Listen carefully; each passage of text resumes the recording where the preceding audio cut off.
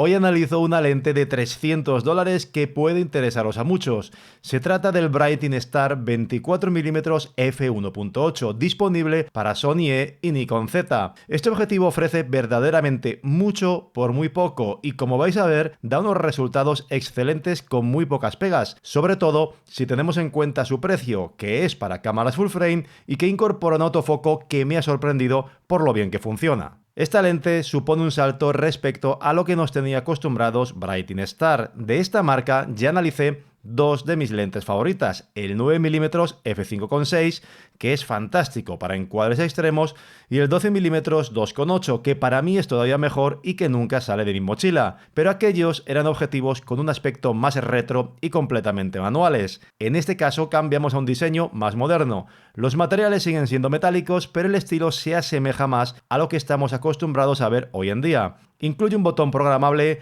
un conmutador para cambiar entre enfoque manual y autofoco y un anillo de control manual del diafragma que va desde f1.8 hasta f16. La montura tiene contactos electrónicos para transmitir toda la información e incorpora un puerto USB-C para futuras actualizaciones de firmware. Al no ser un ultra gran angular, tiene un diámetro frontal normal de 62 mm, por lo que admite filtros de rosca sin problema. Es una lente que se siente bien construida, su tamaño es moderado, no es excesivamente grande ni pesada, pero tampoco muy pequeña o ligera. Diríamos que se sitúa en un peso y dimensiones razonables para lo que ofrece, un objetivo full frame, angular, luminoso, con autofoco y de calidad. La nitidez es muy alta ya desde plena apertura, incluso a f1.8 en el centro del encuadre es muy nítido, tal y como podréis apreciar en estas primeras muestras realizadas con la A7 IV en una reciente salida al Alcázar de Segovia, aprovechando las nevadas recientes. Si nos vamos a las esquinas, aquí sí que notaremos que a plena apertura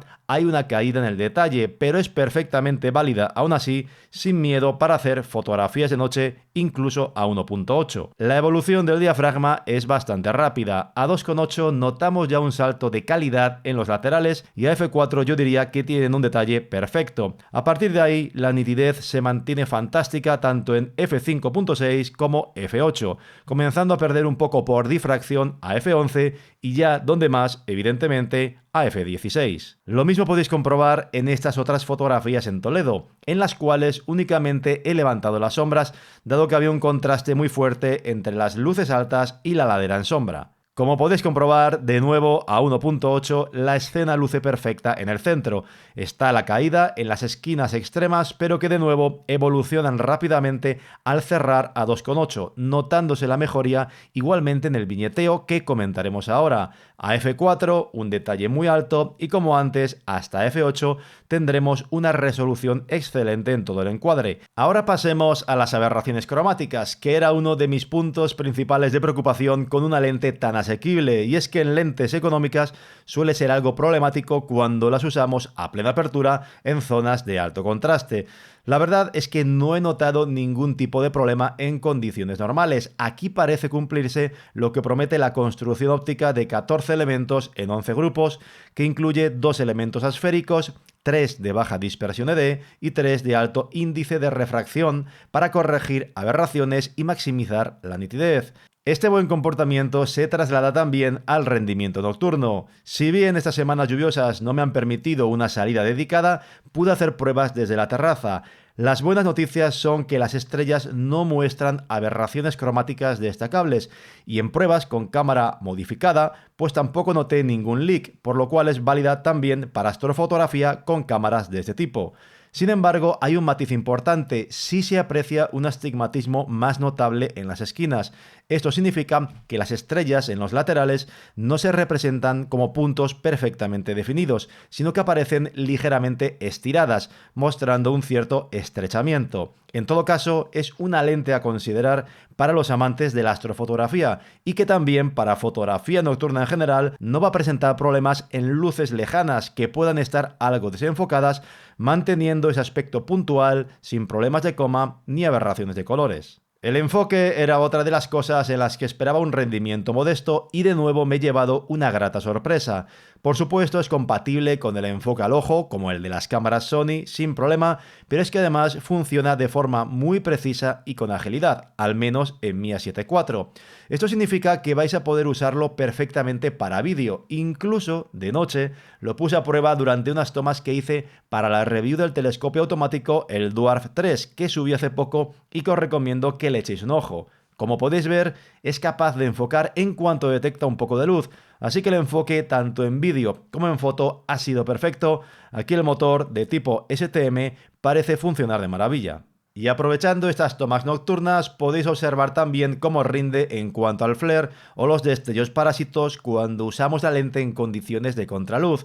Evidentemente, si le pegas un fogonazo directo con una fuente de luz intensa, va a haber un flare claramente visible, pero creo que está muy contenido. En este apartado también he quedado muy satisfecho con su rendimiento a contraluz en escenas diurnas. Es cierto que no es un gran angular con el típico elemento frontal enorme, pero aún así hay focales de este tipo, sobre todo baratas, con severos problemas, algo que afortunadamente aquí no ocurre. Así que podréis hacer fotos con contraluces o elementos brillantes y buscar esas sun stars tan potentes en las composiciones, que por cierto, en esta captura ya podéis ver la forma que adoptan gracias a la construcción del diafragma, que es de 11 palas. Y ya para ir acabando con los test, el viñeteo es claramente visible a 1.8, pero tiene una evolución bastante rápida. Se limpia mucho a 2.8 y desaparece casi por completo a f4. Para una lente relativamente angular y tan barata, me parece que tampoco hay queja en este apartado. Respecto a la distorsión, tenemos un poco de distorsión visible, pero nada problemática ni que nos vaya a impedir hacer fotografía de arquitectura en modo alguno.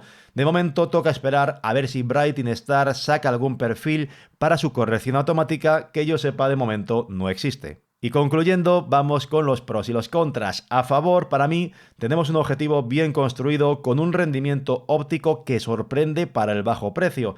Es nítido, usable a plena apertura, válido para astrofotografía sin miedo a aberraciones cromáticas y sin problemas reseñables ni de flare ni de viñeteo. Y para rematarlo, contamos con un buen autofoco tanto en foto como en vídeo. En cuanto a los puntos negativos, su tamaño no es grande, pero tampoco es un peso pluma. El anillo de diafragma no está disponible para cámaras Nikon Z, solo para Sony, y no es compatible con ninguno de los anillos giratorios tipo Atoll que he probado, ni con el Atoll original, ni con los de Ulanzi o Sangway Photo. Igualmente la distancia mínima de enfoque quizá pueda ser algo lejana, unos 32 centímetros, y el parasol me parece que va un poquito duro, al menos para mi gusto, a la hora de fijarlo o liberarlo del objetivo. En todo caso, creo que los pros superan y con mucho los contras, sobre todo en lo más importante que es la calidad óptica del objetivo.